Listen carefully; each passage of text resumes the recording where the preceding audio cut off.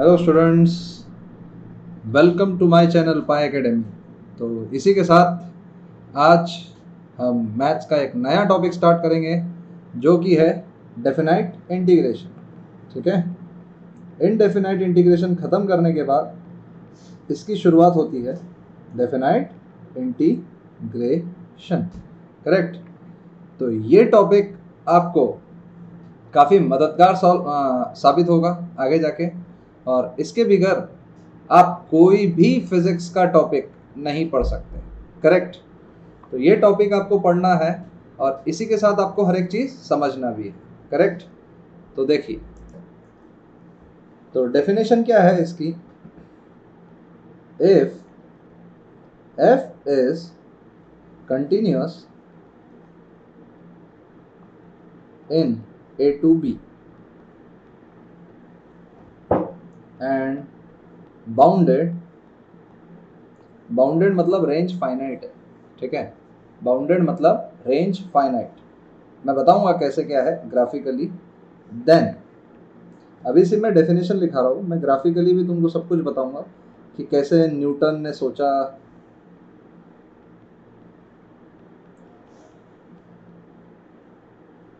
B, और इसका मतलब है f of b minus f of a, कैसा इज कॉल्ड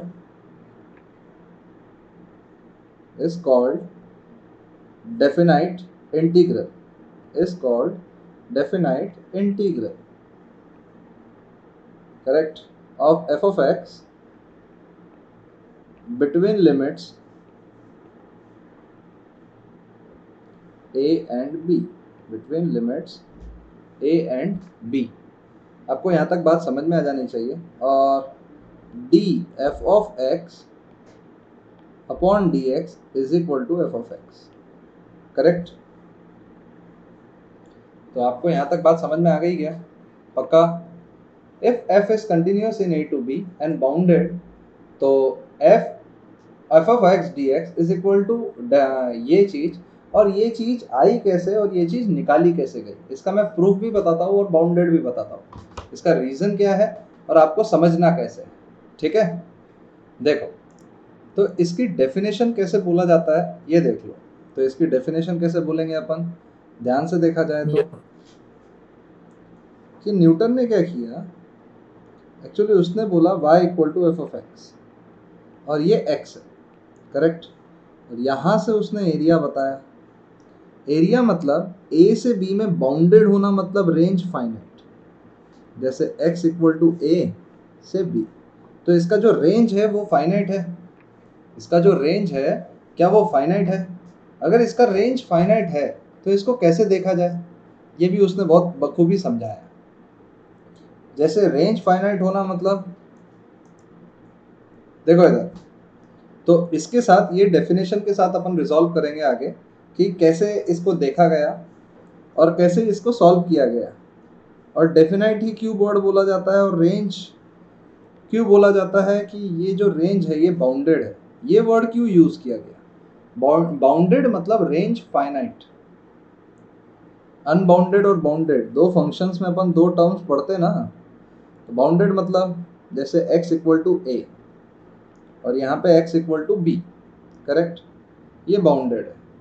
और अनबाउंडेड क्या होता है, y और x। करेक्ट।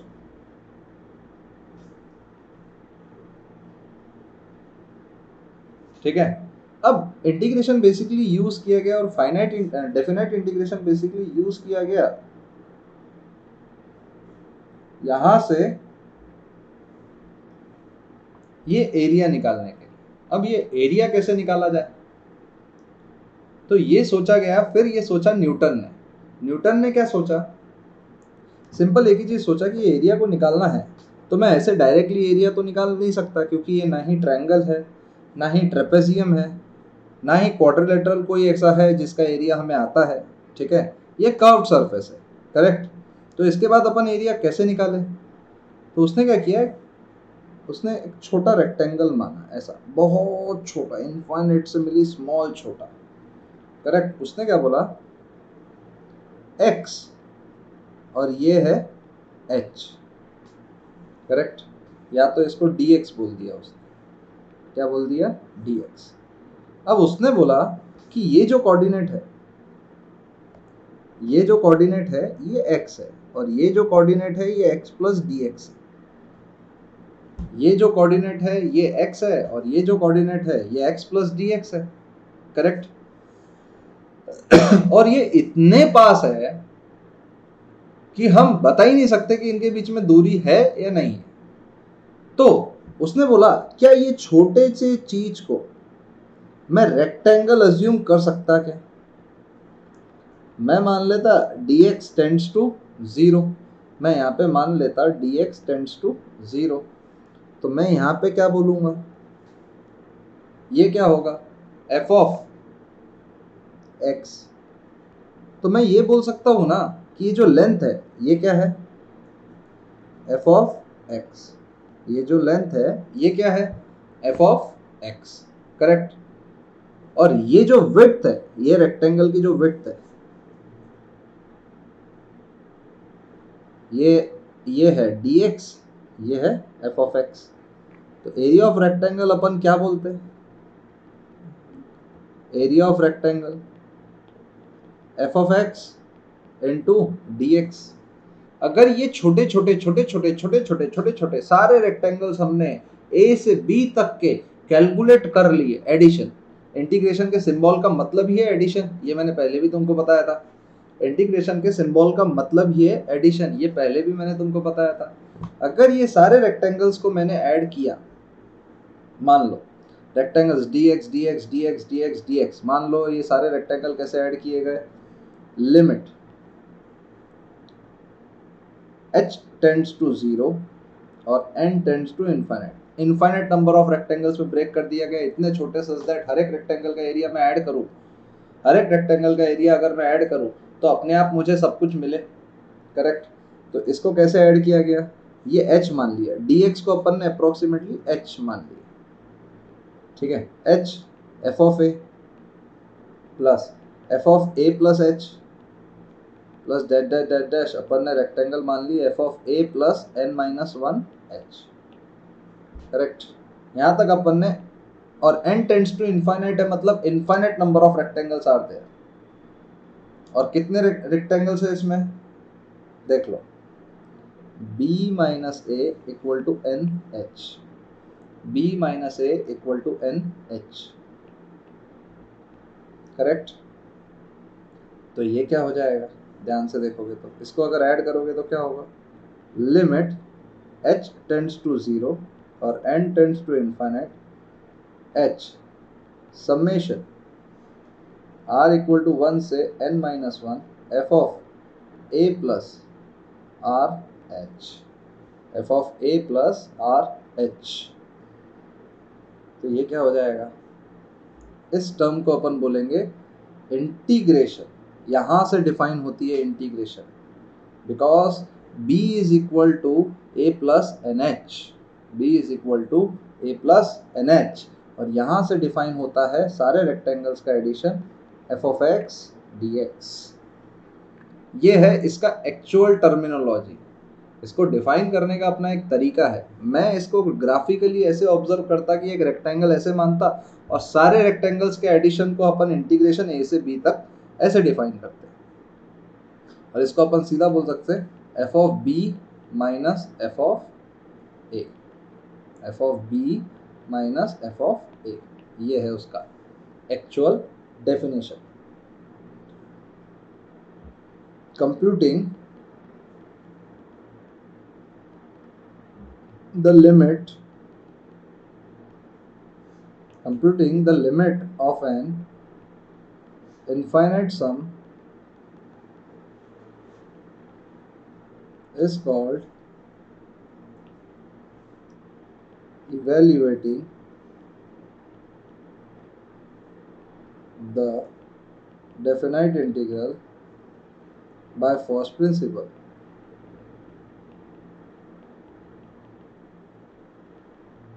फर्स्ट प्रिंसिपल मतलब ऐड कर करके कर करके कर करके, करेक्ट। आप एक चीज समझिए, तो यहाँ तक आई होप आपको डेफिनेशन समझ में आ गई होगी। आई होप यहाँ तक आपको सबको डेफिनेशन समझ में आ गई होगी। तो इसी को आगे लेके बढ़ाते और भी समझते। फिर मेरा ये बोलना है कि एक्स एक्सिस के ऊपर जो भी आप एरिया कैलकुलेट करते हो, एक्स एक्सिस के ऊपर जो भी आप एरिया कैलकुलेट करते हो, एरिया आता है पॉजिटिव क्वांटिटी, मैग्नीट्यूड नहीं बोल रहा। जब आप डेफिनेट इंटीग्रल्स कैलकुलेट करते हो तो एक्स एक्सिस के अबाउ जो भी एरिया आता है वो आता है पॉजिटिव। एक्स एक्सिस के बिलो जो भी एरिया कैलकुलेट करते हो वो आता है नेगेटिव। करेक्ट, यहाँ तक आप समझ लेना। और इसकी डेफिनेशन में ये कहा है कि F of x is continuous. तो कंटिन्यूस तो है, नहीं तो उसकी लिमिट्स बदलनी पड़ेगी। आप डेफिनेट इंटीग्रल्स तब तक ही सॉल्व कर सकते हैं जब तक एफ ऑफ एक्स कंटिन्यूस है। करेक्ट, आप डेफिनेट इंटीग्रल तब तक ही सॉल्व कर सकते हैं जब तक डेफिनेट आपका एरिया आपका फंक्शन कंटिन्यूस है। करेक्ट, तो ये चीज हम समझ गए।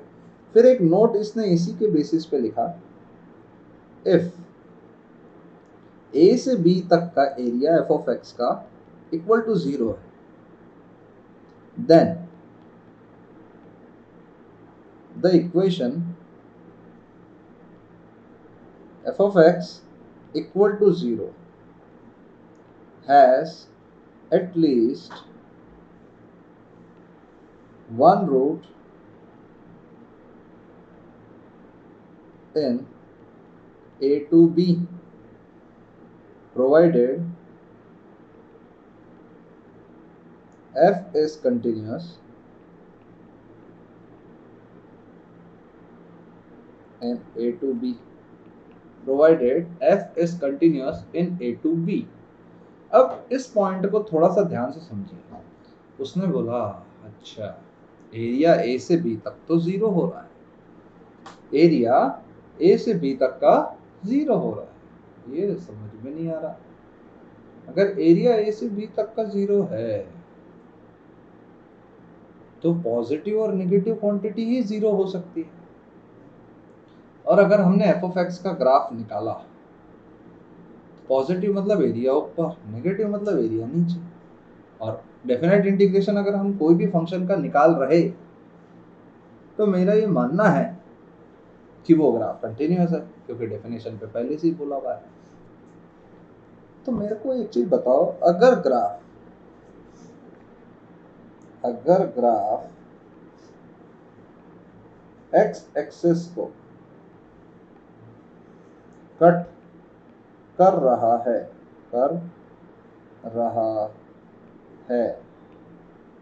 अगर ग्राफ एक्स एक्सिस को कट कर रहा है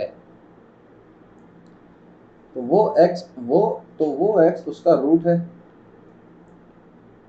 तो वो एक्स उसका रूट है, वो एक्स उसका रूट है। करेक्ट, यहाँ तक आप बात समझ में आ रहा है। तो सर अगर उसका ये वाला टर्म इक्वल टू 0 है तो ग्राफ ऐसा ही होगा। देखना, एक जगह पे पॉजिटिव एरिया तो एक जगह पे एरिया नेगेटिव, एक जगह पे पॉजिटिव एरिया तो एक जगह पे एरिया नेगेटिव। और ऐसा भी तो हो सकता है क्या, यहाँ पे एक रूट हुआ, क्योंकि उसको एक्स एक्सिस को एक बार तो कट करना ही पड़ेगा पॉजिटिव से नेगेटिव जाते वक्त। फिर ऐसा, तो देखो यहाँ और यहाँ पॉजिटिव एरिया और यहाँ नेगेटिव एरिया, यहाँ और यहाँ पॉजिटिव एरिया, यहाँ उसका नेगेटिव एरिया। यहाँ तक बात समझ में आई या नहीं आई? पक्का सोच कर देखो, यहाँ तक उसकी बात समझ, मेरी बात आपको समझ में आ गई। यहाँ और यहाँ उसका पॉजिटिव एरिया, नीचे उसका नेगेटिव एरिया। करेक्ट, बोलो समझ में आती है मेरी बात? यहाँ तक आपको पूरा कंफर्म क्लियर हो गया सब कुछ? तो ऐसा है कि यहाँ पे उसके दो रूट्स रहे, तो कम से कम एक बार वो एक्स एक्सिस को तो कट करेगा ही करेगा, मतलब उसका एटलीस्ट एक रूट तो रहेगा ही रहेगा। करेक्ट। नेक्स्ट इंपॉर्टेंट पॉइंट आता है उसका। नेक्स्ट इंपॉर्टेंट पॉइंट क्या है? If f of x greater than 0 in a to b, then a से b में f of x dx greater than 0 ही रहेगा। then a से b में f of x greater than 0 ही रहेगा, provided a less than b। a पहले वाला value होना चाहिए और b दूसरे वाला वैल्यू होना चाहिए। Correct. provided a less than b, but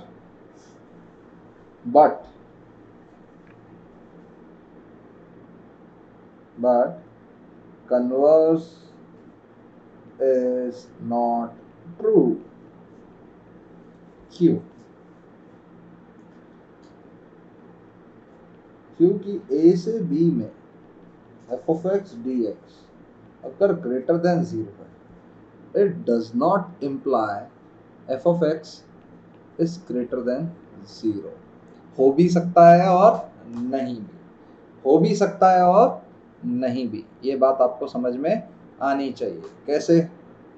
ये बात मैं आपको बताता हूँ कैसे। क्योंकि सर जब ग्राफ कट करता है तो मान लो उसका जो पॉजिटिव वाला क्वांटिटी है वो मैग्नीट्यूड वाइज नेगेटिव वाले क्वांटिटी से ज़्यादा है। मान लो ये एरिया है +10, ये एरिया है -8, दोनों को ऐड करोगे तो +2 ही आएगा। Correct. But f of x हमेशा ग्रेटर देन 0 है क्या इसमें? नहीं। यहाँ पे f of x हमेशा ग्रेटर देन 0 है क्या?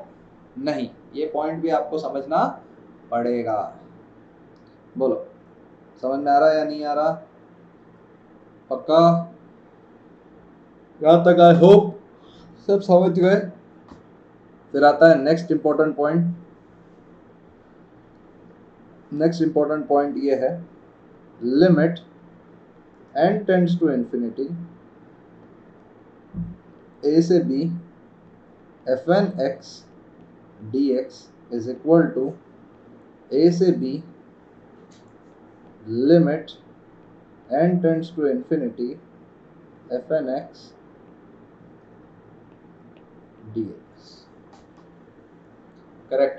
पहले आप लिमिट निकाल लो या पहले इंटीग्रेट करके बाद में लिमिट निकाल लो, बात एक ही पड़ेगी। समझ में आया? पहले आप लिमिट निकाल लो या बाद में इंटीग्रेट करने के बाद लिमिट निकाल लो, बात आपकी एक ही पड़ेगी। ऐसा कोई दिक्कत वाली ऐसा कोई बात नहीं है। समझ में आ गया यहाँ तक? आई होप यहाँ तक आपको सब कुछ समझ गया हो, है कि नहीं? ये डेफिनेशन वाला पार्ट पूरा खत्म हो गया है। आई होप आपको हर एक पॉइंट यहाँ तक समझ में आ जाना चाहिए, है कि नहीं? बताओ। तो इसी के साथ अपन एक ये वाला एग्जांपल लेके सॉल्व करते हैं। इसका एग्जांपल कैसे देखेंगे? देखो एग्जांपल, अगर limit n tends to infinity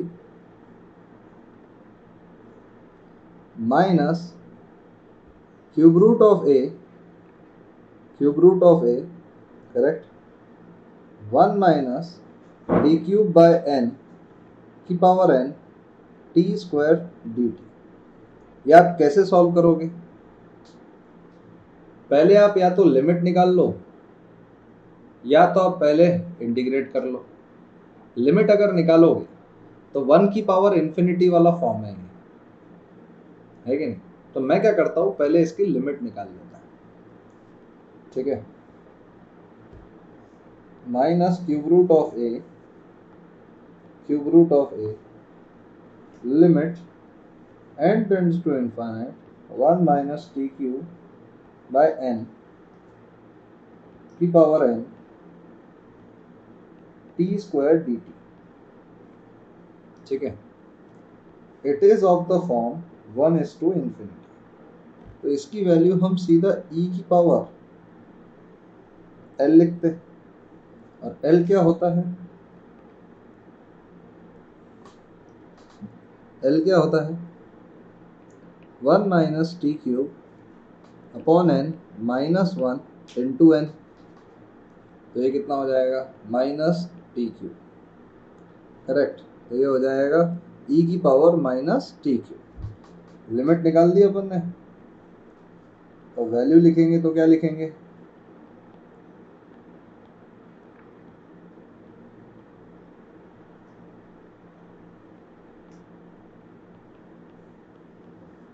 तो ये क्या हो जाएगा minus t cube equal to p minus 3t² d t is equal to d p. तो टी स्क्वायर डी टी को डी पी क्या हो जाएगा, ध्यान रखना,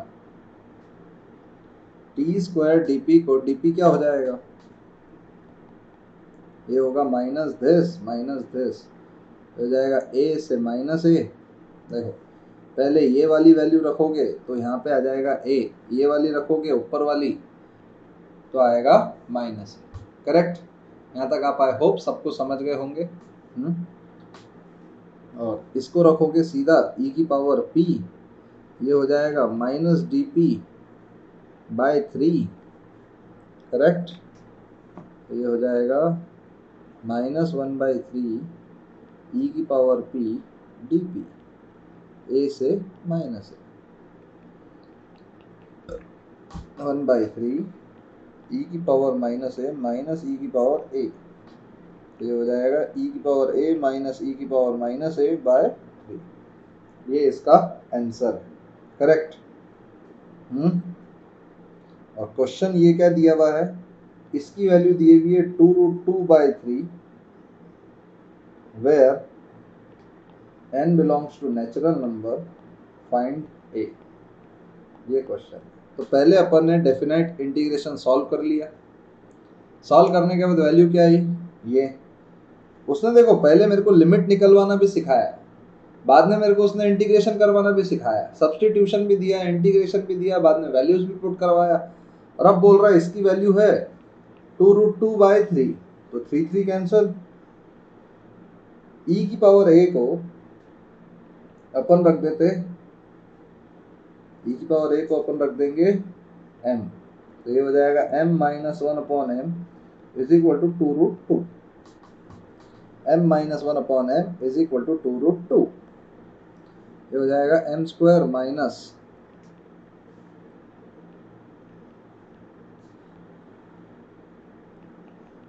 m कितना हो जाएगा 2√2 प्लस माइनस b² कितना 8 प्लस 4 अपॉन 2। तो ये हो जाएगा √2 प्लस √3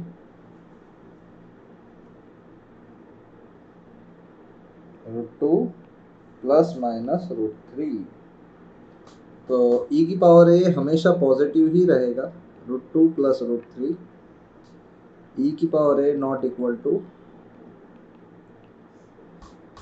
तो ये हो जाएगा a equal to ln √2 plus √3। ये आंसर होता है इसका।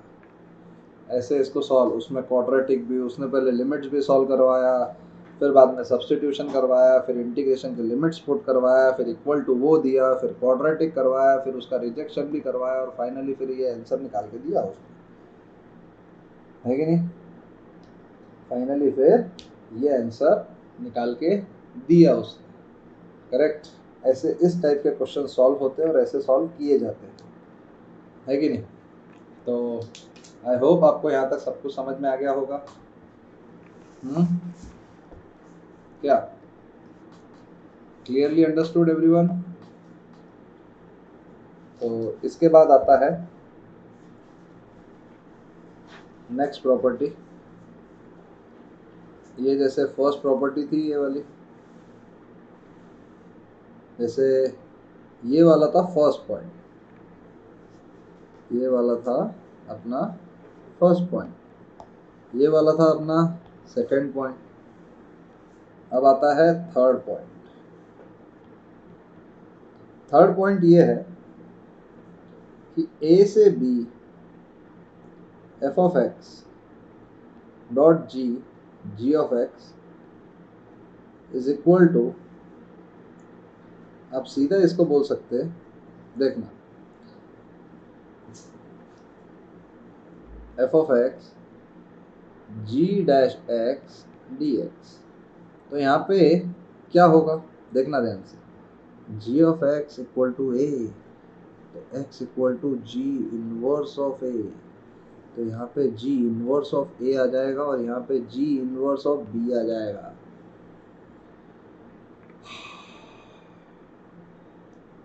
जी इनवर्स ऑफ ए और जी इनवर्स ऑफ बी। यहाँ तक आपको बात ये समझनी है, समझ में आया? इस तरह से ये प्रॉपर्टी लिखी जाती है सुनहरे अक्षरों में। जिसने भी बनाया होगा बहुत महान कार्य किया, सबकी ज़िंदगी बर्बाद बर्बाद कर दी। हजरात हजरात हजरात, है कि नहीं? करेक्ट। नेक्स्ट स्टेटमेंट इसमें आगे आता है, इसका एग्जाम्पल भी देख लेते हैं। एक और एग्जाम्पल,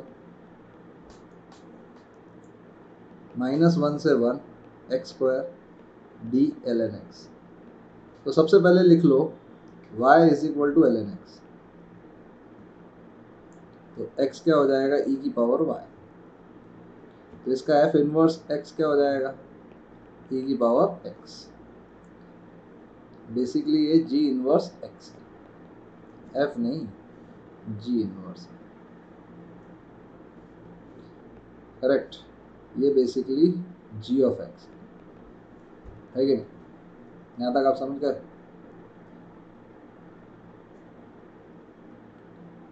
g इनवर्स x कितना हो जाएगा,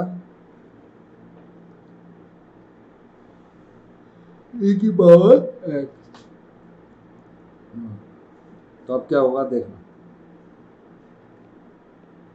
e की power -1 into e differentiation x square into 1/x dx।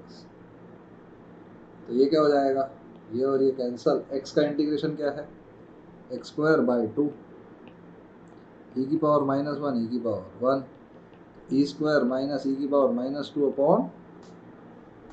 I hope यहाँ तक आपको सब कुछ समझ गया हो। आई होप यहाँ तक आपको सब कुछ समझ गया हो। बोलो, फिर नेक्स्ट एग्जांपल आता है। नेक्स्ट एग्जांपल क्या आता है, देख लीजिए। Example 10x D sine x d x, 1/2 से √3/2। 10x dx 1/2 से √3/2। इसको सॉल्व करिए। यहाँ पे g ऑफ x क्या है, sine x, sine x। Correct. y, तो x क्या हो जाएगा, साइन इनवर्स y। तो g इनवर्स x क्या होगा, साइन इनवर्स x। करेक्ट। तो इसका आप सीधा बोल सकते हैं, sine inverse 1/2 is π/6, sine inverse √3/2 is π/3, और ये हो जाएगा 10x साइन x का डिफरेंशिएशन cos x dx। तो 10x को अपन क्या लिखेंगे, sine x upon cos x। 10x को अपन क्या लिखेंगे, sine x upon cos x। तो अगर ये उसको लिख रहे तो आप सीधा इसको बता सकते ना, साइन x का इंटीग्रेशन माइनस cos x, π/6 से π/3। ये हो जाएगा cos π/6 माइनस cos π/3। ये हो जाएगा √3 - 1/2।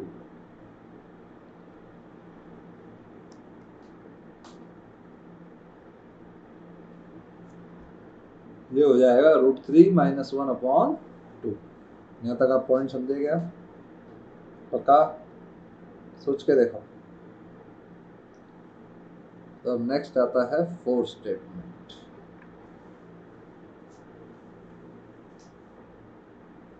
फोर्थ स्टेटमेंट क्या कहता है, ए से b d by d x f of x, d by d x f of x is equal to f of x a से बी, क्योंकि इंटीग्रेशन ही करना था।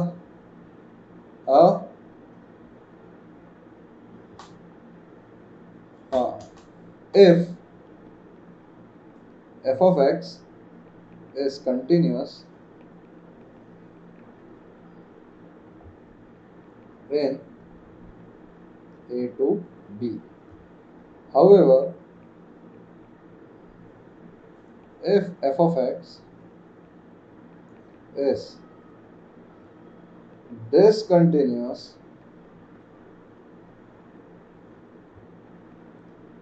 in A to B at x equal to C belongs to A से B, then अगर वो क्या बोलते हैं अपन उसको, डिसकंटिन्यूअस है, तो आप उसको लिमिट ब्रेक कर सकते हैं। एफ ऑफ एक्स ए से c plus f of x c से b, f of x c से बी, आप उसकी लिमिट भी ब्रेक कर सकते हैं। तो आपको जहां पे भी वो डिसकंटिन्यूअस है वहां पे आपको उसकी लिमिट ब्रेक करनी है। जहां पे भी वो डिसकंटिन्यूअस है, मान लो आपको उसकी वहां पे लिमिट ब्रेक करनी है और उसको आगे तक ऐड करके ले जाना है। What my point?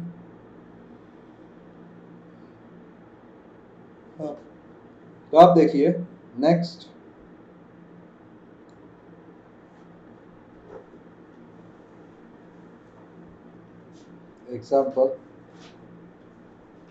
Example next है, देख लेना। -1 से 1 cot इनवर्स 1/x, तो cot इनवर्स कहां पे नॉट डिफाइंड होगा? 1/x कहां पे नॉट डिफाइंड है? 0 पे है। तो आप सिंपल इसको ऐसे भी देख सकते हैं,